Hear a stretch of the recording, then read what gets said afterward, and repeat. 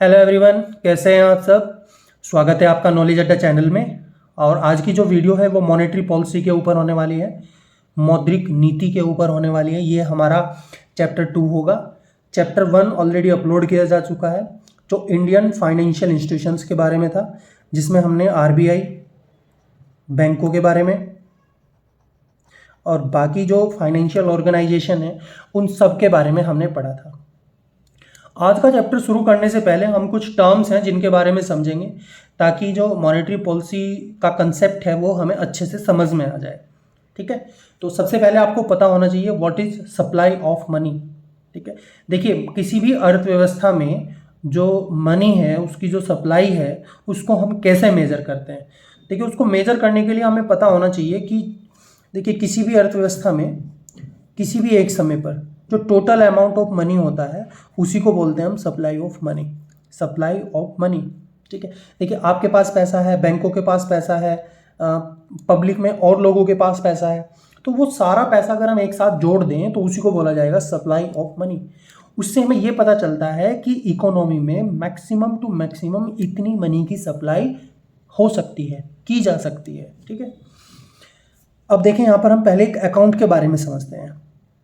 एक होता है करंट अकाउंट, एक होता है सेविंग अकाउंट। ठीक है, तो करंट अकाउंट और सेविंग अकाउंट को बोला जाता है डिमांड डिपॉजिट या फिर डिमांड लाइबिलिटीज। अब मान लीजिए कोई भी व्यक्ति करंट अकाउंट में अगर पैसे डिपॉजिट करता है तो वो ऑन डिमांड अपने पैसे विड्रॉल कर सकता है, क्योंकि यहाँ पर कोई भी टाइम बाउंडेशंस नहीं है। तो इसका मतलब ये हुआ कि जो करंट अकाउंट या सेविंग अकाउंट में पैसा डिपॉजिट किया जाता है उसके अंदर लिक्विडिटी ज़्यादा होती है। लिक्विडिटी का मतलब होता है ready to use in the form of cash. तो अगर आपके सेविंग अकाउंट में कुछ पैसे जमा है तो आप उसको एकदम क्विकली यूज़ कर सकते हैं, एटीएम से विड्रॉल कर सकते हैं, उससे कुछ भी एक्सचेंज कर सकते हैं, कोई भी गुड्स खरीद सकते हैं। ठीक है, फिर होता है आपका एफडी और आरडी।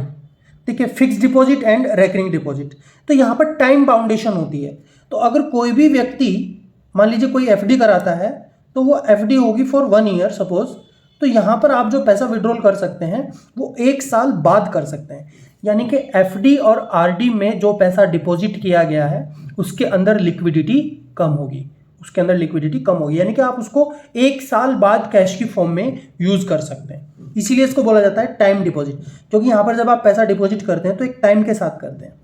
ठीक है, और बैंक के ऊपर ये बनती है टाइम लायबिलिटी, यानी कि उसको एक टाइम के बाद देनदारी करनी है।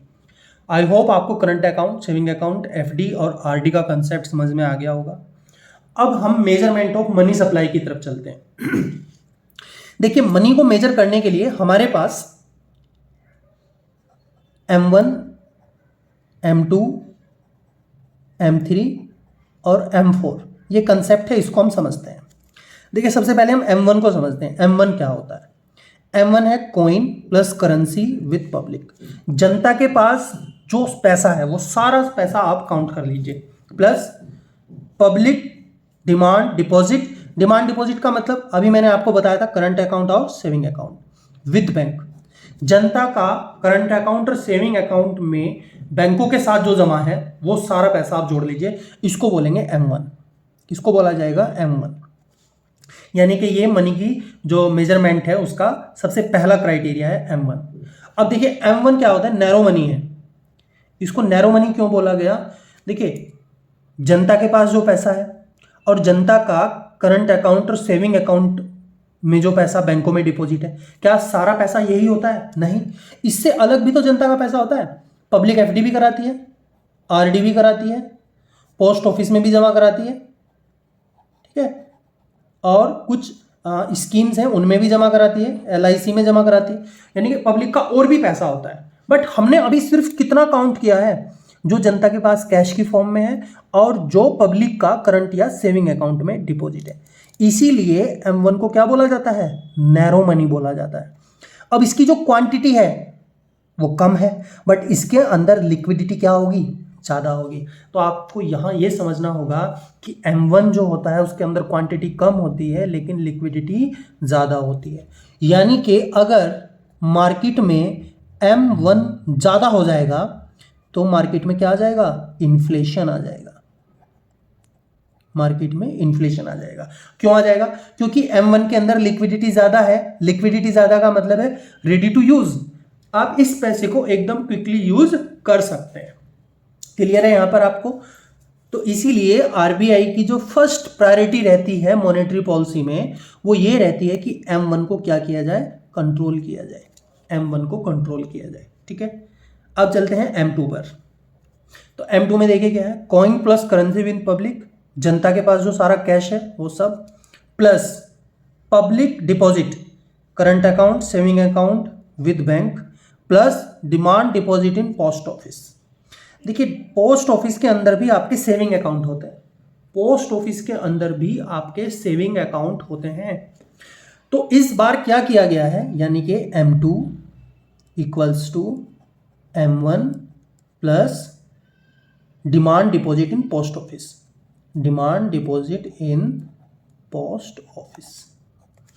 तो जो जनता का पोस्ट ऑफिस में जमा है बट सेविंग अकाउंट ओनली, उसको भी M1 के साथ ऐड कर दिया, उसी को बोलते हैं M2। अब देखें यहां पर धीरे धीरे आपको एक चीज समझनी होगी कि जो क्वांटिटी है, जो पैसे की क्वांटिटी है, वो धीरे धीरे क्या होती जा रही है? बढ़ती जा रही है। ठीक है, लेकिन जैसे जैसे क्वांटिटी बढ़ेगी उसके अंदर जो लिक्विडिटी है वो कम हो जाएगी, उसके अंदर जो लिक्विडिटी है वो कम हो जाएगी। आई होप आपको कंसेप्ट समझ में आ गया होगा। क्योंकि देखिए, पोस्ट ऑफिस में जो पैसा पब्लिक डिपॉजिट करती है, भले ही वो सेविंग अकाउंट में डिपॉजिट किया गया हो, लेकिन उसको जल्दी से विड्रॉल नहीं किया जाता, वो एक सेविंग पर्पज के लिए इन्वेस्ट किया जाता है और उसको लंबे टाइम तक डिपॉजिट ही रखा जाता है। क्लियर है आपको? M3 पर चलते हैं।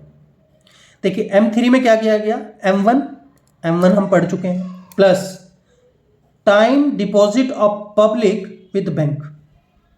इस बार FD और RD को भी ऐड कर लिया गया है। FD और RD को भी ऐड कर लिया गया है। M1 में हमने पढ़ा था क्या था? जनता के पास जो सारा पैसा है plus current account, saving account में जो पैसा है पब्लिक का बैंकों के साथ, प्लस इस बार FD RD में पब्लिक का जो पैसा है बैंकों के साथ वो भी ऐड कर दिया गया। तो देखिए, M3 क्या होता है? M3 को बोलते हैं ब्रॉड मनी। ठीक है, अब पैसा जो है वो ज्यादा हो गया है, ठीक है, इसीलिए उसको बोला गया है ब्रॉड मनी। M1 में पैसा क्या था? कम था, इसीलिए उसको बोला गया था नैरो मनी। तो M3 ब्रॉड मनी। अब ब्रॉड मनी होने के साथ साथ इसकी क्वांटिटी क्या होगी? ज्यादा हो जाएगी, क्योंकि सारा M1 प्लस FD RD में जो पैसा है उसको भी हमने काउंट कर लिया है। तो क्वांटिटी क्या हो जाएगी? ज्यादा, बट लिक्विडिटी क्या हो जाएगी? कम हो जाएगी। आई होप ये सारा कंसेप्ट आप समझ रहे होंगे। तो देखिए, अगर मार्केट में M3 ज्यादा हो जाएगा, अगर मार्केट में M3 ज्यादा हो जाएगा तो वो इतना प्रॉब्लम क्रिएट नहीं करेगा जितना M1 करेगा, क्योंकि M1 के अंदर लिक्विडिटी क्या होती है? ज्यादा होती है। समझ में आ गया आपका? तो जब मॉनेटरी पॉलिसी बनाएगा आरबीआई तो उसको ज्यादा फोकस किस पे करना होगा? M1 पर करना होगा। सबसे ज्यादा फोकस किस पर करता है? M1 पर करता है। ठीक है, आगे चलते हैं। देखिए यहां पर M3 क्या होता है? Widely used for measuring money supply. तो अगर किसी भी इकोनॉमी में हमें टोटल मनी सप्लाई को काउंट करना है तो उसके लिए हम सबसे ज्यादा किसको यूज करते हैं? M3 को यूज करते हैं। M3 को यूज करते हैं, इसीलिए M3 को बोला जाता है एग्रीगेट मनी रिसोर्स। ठीक है, तो ये कुल मनी का जो हमारा स्रोत है ये उसको रिप्रेजेंट करता है। ठीक है, last M4, M3 plus public term deposit. Term का मतलब यहां पर टाइम से है, यानी कि term deposit with post office. देखिए, पोस्ट ऑफिस में कुछ स्कीम है, मान लीजिए किसान विकास पत्र, किसान विकास पत्र ये एक योजना है, इसमें आपने कुछ पैसा जमा किया है तो किसान विकास पत्र में जो आप पैसा जमा करते हैं वो कितने टाइम के लिए होता है? 124 मंथ्स। 124 महीने के लिए आपने पैसा जमा कर दिया है तो आप उसको 124 महीने बाद ही निकालेंगे। ठीक है, तो जनता का पोस्ट ऑफिस में टाइम बाउंडेशन के साथ जमा किया गया पैसा उसको M3 के साथ ऐड कर दीजिए, आपको क्या मिलेगा? M4 मिलेगा। अब देखिए यहां पर M4 जो है उसमें जो मनी की क्वांटिटी है वो सबसे ज्यादा होगी। सबसे ज्यादा क्वांटिटी अगर आपसे पूछा जाए किस में होगी, M4 में होगी, बट इसमें लिक्विडिटी जो है वो बहुत कम होगी। अब आपसे पूछा जाए M1, M2, M3, M4 में सबसे ज्यादा लिक्विडिटी किसके अंदर होती है, तो आंसर होगा M1। नैरो मनी किसे बोला जाता है, आंसर होगा M1। ब्रॉड मनी किसे बोला जाता है, आंसर होगा M3। ठीक है, मनी की मेजरमेंट में सबसे ज्यादा किसको यूज किया जाता है, M3। क्लियर है आपको यहां पर। तो ये था हमारा M1, M2, M3, M4, जिसकी हेल्प से हम इकोनॉमी में मनी की सप्लाई को मेजर करते हैं। ठीक है, आई होप आपको आज ये कंसेप्ट समझ में आ गया होगा, M1, M2, M3, M4। ठीक है, चलिए आगे चलते हैं।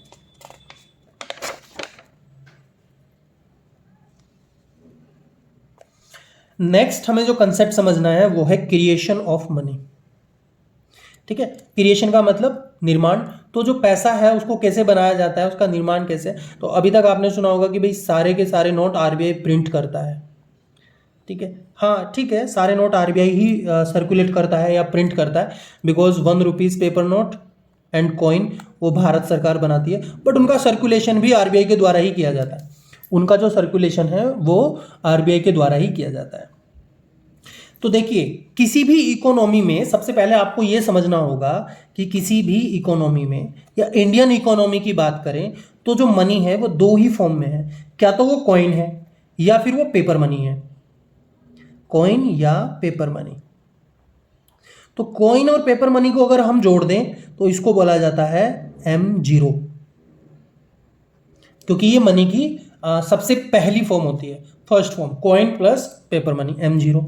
या फिर इसको बोला जाएगा रिजर्व मनी, या फिर गवर्नमेंट मनी क्योंकि सरकार जारी करती है, हाई पावर्ड मनी क्योंकि ये सबसे ज़्यादा कैश की फॉर्म में होती है, इश्यूड बाय आरबीआई, इसको जारी आरबीआई करता है, और अंडर आरबीआई एक्ट 1934, और आरबीआई इसे जारी करता है अंडर आरबीआई एक्ट 1934। कभी कभी माइंड में आप लोगों के ये आता होगा कि बहुत सारे नोट अगर आरबीआई प्रिंट कर दे तो क्या इकोनॉमी में ग्रोथ की जा सकती है, डेवलपमेंट किया जा सकता है। तो देखिए, नोट जो है उसको प्रिंट करने के लिए कंडीशन है एक, और वो कंडीशन ये है कि asset must match it's liability. जो एसेट है वो लाइबिलिटी के साथ मैच करनी चाहिए। अगर आरबीआई कोई 100 रुपीज का नोट प्रिंट करता है तो वो उसके ऊपर क्या होगी, एक लाइबिलिटी होगी, यानी कि आरबीआई के द्वारा जितने भी नोट सर्कुलेट किए जाते हैं वो आरबीआई के ऊपर क्या है, लाइबिलिटीज हैं। ठीक है, तो देखिए, टोटल करेंसी नोट आरबीआई के ऊपर क्या है, लाइबिलिटी है। तो मान लीजिए आरबीआई ने, अभी मैंने बताया 100 रुपीज का नोट प्रिंट करना है, तो उसके पास बैकएंड में 100 रुपीज की क्या होनी चाहिए, एसेट्स होनी चाहिए, तभी वो 100 रुपीज का नोट प्रिंट कर सकता है। अब एसेट्स में क्या क्या आता है, 1 रुपी नोट आता है एंड कॉइन्स आते हैं। देखिए, ये एसेट्स में क्यों आ गया, क्योंकि 1 रुपीज नोट एंड कॉइन्स उनको कौन बनाता है, भारत सरकार, गवर्नमेंट ऑफ इंडिया। और भारत सरकार से उन्हें कौन ले लेता है, आरबीआई ले लेता है। भारत सरकार से उनको कौन ले लेता है, आरबीआई। तो जब आरबीआई उनको लेगा तो उन्हें किस साइड रखेगा, अपनी एसेट साइड में रखेगा। ठीक है, gold reserve, forex, foreign currency, government securities, Bharat सरकार की जो सिक्योरिटी है, ये सब आरबीआई की क्या है, एसेट्स हैं। अब मान लीजिए इन सबको एसेट्स को मिलाकर आरबीआई के पास 100 रुपीज की एसेट्स बन रही है, तो आरबीआई 100 रुपीज का नोट प्रिंट कर सकता है। अब वो एसेट्स मान लीजिए 1000 की बन रही है, तो आरबीआई 1000 रुपए प्रिंट कर सकता है। 10,000 की है तो 10,000 कर सकता है। अब मान लीजिए वो 10,000 करोड़ है तो आरबीआई 10,000 करोड़ के नोट प्रिंट कर सकता है, लेकिन जरूरी नहीं कि करेगा, क्योंकि अगर ज्यादा नोट प्रिंट करेंगे तो मार्केट में मनी की सप्लाई क्या होगी, बढ़ जाएगी, और मार्केट में मनी की सप्लाई बढ़ने से क्या आ सकता है, इन्फ्लेशन आ सकता है। कंसेप्ट क्लियर आपको। तो आपसे अगर आपसे कोई अभी मतलब कोई पूछे कि भाई मनी को कैसे बनाया जाता है, what is the creation of money, तो आप उसको ऐसे नहीं बोलेंगे कि मशीन से पेपर को प्रिंट कर दिया जाता है, आप उसको ये सारा कंसेप्ट समझा सकते हैं। ठीक है, आपको पता चल गया क्रिएशन ऑफ मनी क्या होता है। नेक्स्ट समझना है हमें वेलोसिटी ऑफ मनी। ठीक है, मुद्रा संचालन का वेग, वेलोसिटी ऑफ मनी। देखिए, वेलोसिटी मनी ऑफ क्या है, मान लीजिए मेरे पास 100 रुपीज़ का नोट है और ये 100 रुपीज़ का नोट किसी दूसरे व्यक्ति के पास चला गया, मैंने उससे कुछ परचेज किया था, फिर उससे तीसरे व्यक्ति के पास चला गया, फिर उससे चौथे व्यक्ति के पास चला गया। तो ये नोट कितनी फास्टली मूव कर रहा है one person to another person in during a time period. मान लीजिए मैं बोलूँ कि 1 आवर के अंदर अंदर ये नोट 4 लोगों के पास घूम गया है, तो वेलोसिटी ऑफ मनी इसी को बोला जाता है। ठीक है, तो किसी भी टाइम पीरियड के अंदर जो पैसा है वो एक हाथ से दूसरे हाथ कितनी जल्दी जाता है, ठीक है, कितनी फास्टली मूव करता है, उसी को बोलते हैं वेलोसिटी ऑफ मनी। और एक चीज़ और आप समझिए कि अगर वेलोसिटी ऑफ मनी बहुत ज़्यादा होगा, वेलोसिटी ऑफ मनी बहुत ज़्यादा होगा, तो इसका मतलब ये है कि जो पैसा है उसका हाईली यूज़ किया जा रहा है। ठीक है, उसका बहुत अच्छे से यूज़ किया जा रहा है। ठीक है, अब यहाँ पर एक कंसेप्ट आपको याद रखना है कि जो डेवलपिंग कंट्री होती हैं लाइक इंडिया, वहाँ पर जो वेलोसिटी मनी होती है वो कम होती है। रीज़न, क्योंकि यहाँ पर लोग पैसे को दबा के रखते हैं। ठीक है, उसको अपने पास रखेंगे, सेविंग करेंगे, सेविंग में भी ऐसा सेविंग करते हैं कि उसको अपने पास रखते हैं, अपनी पॉकेट में रखते हैं। देखिए, अगर बैंक में भी आपने वो पैसा डिपॉजिट कर दिया तो वो भी वहाँ पर एक तरीके से आपका निवेश कहलाएगा, इन्वेस्टमेंट कहलाएगा। फिर बैंक उसी पैसे को किसी को लोन में देगा, फिर वो व्यक्ति उससे कुछ बनाएगा। लेकिन यहाँ पर डेवलपिंग कंट्रीज, इंडिया जैसे देशों में लोग क्या करते हैं, वेलोसिटी ऑफ मनी बहुत कम होती है और उसके पीछे रीज़न है सेविंग ज़्यादा होना। और सेविंग भी कैसी, पॉकेट सेविंग, अपनी पॉकेट में रखेंगे। डेवलप्ड कंट्रीज में क्या होता है, वेलोसिटी ऑफ मनी बहुत ज़्यादा होती है क्योंकि लेस सेविंग। ठीक है, क्योंकि यहाँ पर पॉकेट सेविंग का कंसेप्ट नहीं है। लोग अगर सेविंग करेंगे भी तो इन the form of investment, in the form of investment. Clear है आपको? ठीक है, नेक्स्ट हमारा जो कंसेप्ट है वो है मनी मल्टीप्लायर। मनी मल्टीप्लायर, तो मनी मल्टीप्लायर का सबसे पहले आपको फॉर्मूला समझना है। देखिए, stock of total money upon stock of high powered money. High powered money हमने अभी समझी थी, जिसको हम M0 भी बोलते हैं या रिजर्व मनी भी बोलते हैं। ठीक है, उसको हम M0 या रिजर्व मनी भी बोलते हैं। देखिए, आपको ये फॉर्मूला अब यहाँ पर एक एग्जांपल है, उससे समझ में आ जाएगा। मान लीजिए आपके पास 100 रुपीज़ थे और वो 100 रुपीज़ आपने किसी एक बैंक में डिपॉजिट करा दिए हैं। ठीक है, तो यहाँ पर जो M0 था वो कितना था, 100। मान लीजिए आपके पास 100 रुपये कैश की फॉर्म में थे और वो पैसे आपने किसी एक बैंक में जमा करा दिए। अब जो पैसे आपने बैंक में जमा कराए हैं, ठीक है, वो पैसे बैंक ने एज ए एसेट यूज करने शुरू किए और किसी दूसरे व्यक्ति को एक लोन दे दिया उसमें से 90 रुपीज़ का। ठीक है, और 10 रुपीज़ का क्या कर दिया, रिजर्व, यानी कि 10% रिजर्व कर दिया। अब जिस व्यक्ति को लोन दिया था वो मान लीजिए उसने 90 रुपीज़ किसी दूसरे बैंक में जमा करा दिए हैं। वो 90 रुपीज़ उसने किसी दूसरे बैंक में फिर से जमा करा दिए। ठीक है, अब मान लीजिए यहाँ पर उसने फिर से रिजर्व किया 10%, फिर से यहाँ पर रिजर्व कर लिया, मान लीजिए उसने 10%। तो अब इस बार 88 रुपीज़ का मान लीजिए उन्होंने लोन दे दिया है। ठीक है, तो फिर से यहाँ तीसरे बैंक के पास इस पैसे को जमा करा देंगे, फिर से इसे लोन दिया जाएगा। तो मान लीजिए अगर हम 10% ऐसे ही रिजर्व, सॉरी ये 81, तो मान लीजिए हम ऐसे ही यहाँ पर इस पैसे को जमा कराते जाएंगे तो एक टाइम बाद क्या होगा कि ये धीरे धीरे धीरे धीरे धीरे कम हो जाएगा, 0 आ जाएगा। और जब हम इस सब को जोड़ेंगे तो ये टोटल हमें मिलेगा 1000, अगर हम इसको 10% के कंसेप्ट से समझेंगे। ठीक है, और जो हमारा एसेट्स है वो 1000 हो गया, लेकिन जो हमारी टोटल हाई पावर्ड मनी थी वो कितनी थी, 100। तो अगर हम इस फॉर्मूले में पुट करते हैं तो देखो 1000 अपॉन 100, तो हमें आंसर मिलेगा 10%।